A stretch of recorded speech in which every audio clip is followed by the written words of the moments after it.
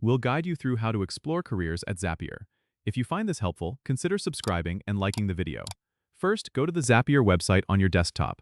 Once you're there, scroll down to the bottom of the homepage and look for the Careers link, which you'll find under the Company section. Click on it to be taken to the Zapier Careers page. Here, you'll see an introduction about what it's like to work at Zapier, including their remote work culture and core values. To explore current job openings, scroll down a bit further and click on the See Open Roles button. This will take you to a list of available positions categorized by department, such as engineering, marketing, or customer support. Click on any job title that catches your interest to view the full job description, requirements, and responsibilities. If you find a role that suits you, scroll to the bottom of the job description page and click on the Apply for this job button. You'll need to fill out an application form, which typically includes uploading your resume and possibly a cover letter.